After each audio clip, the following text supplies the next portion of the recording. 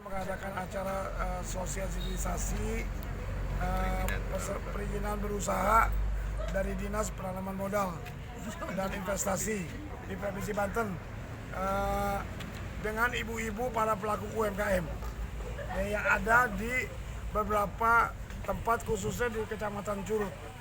Ya, hari ini sebanyak 80-90 pelaksana UMKM hadir.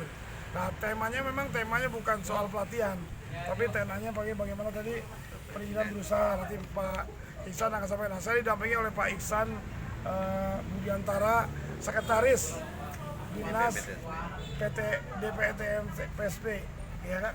Jadi Sekretaris Dinas kalau saya sebutnya dulu penanaman modal dan perizinan investasi di Provinsi Banten. Nah, kenapa ini diadakan? Ini penting. Tadi salah satunya penting ada 3 hal tadi. Bagaimana izin kegiatan usaha diperlukan oleh mereka. Pertama, resiko berusaha di dalam UMKM.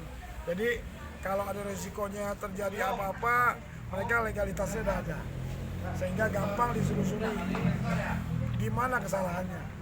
Itu penting. Yang kedua adalah juga mereka kan perlu mitra dengan pihak pemerintah maupun pihak swasta. Nah, kalau mereka jelas, nanti persyaratannya ada semua, ya kan? Sebagai rekanan daripada perusahaan besar dan juga perusahaan pemerintah, swasta pemerintah. Nah, yang ketiga itu untuk kalau mereka nanti memerlukan modal, misal dari bank, dari siapapun, jelas legalitasnya. Makanya hari ini dijelaskan sama dia kemudahan dalam berusaha di bidang investasi. Jadi itu kira-kira. Nah, sekarang Pak Iksan yang nambahin nggak bisa? Oke, terima kasih Pak Iksan. Jadi memang kita ditarget oleh Presiden itu kan dalam setahun itu kan 1 juta NIP baru. Karena selama ini memang kita cenderung untuk berusaha dulu baru mengurus perizinan. Nah, pemerintah sudah mencoba mengintegrasikan beberapa jenis perizinan yang tadinya tersebar di beberapa dinas menjadi satu yang dilaksanakan oleh PTSP melalui aplikasi oss.go.id. Jadi melalui aplikasi OSS ini semua orang, semua badan hukum harus mengurus perizinannya, dan mengurus perizinan di OSS gratis tanpa biaya. Demikian, Pak. Ya, saya kira itu teman-teman sekalian, ini adalah langkah yang bukan terakhir, dan ini langkah-langkah ke depan.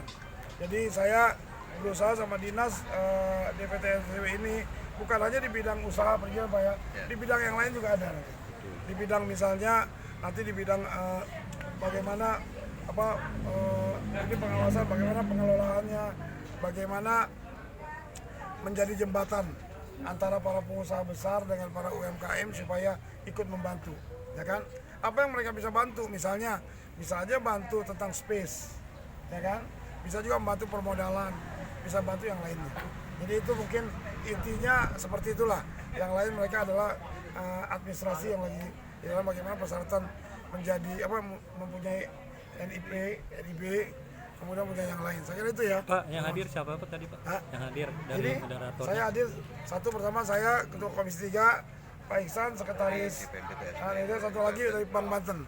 Siapa, Pak? Bank Banten, Pak Harsha. Bagian apa, Pak? Pak Harsha bagian yang UMKM. Ya, divisi UMKM ini ya. Pak, dalam segi pemodalannya gimana? Dibantu dan di sini kan sebenarnya bukan ini, permodalan itu bukan dibantu. Semua orang kalau memang mau ikut mengambil modal silakan.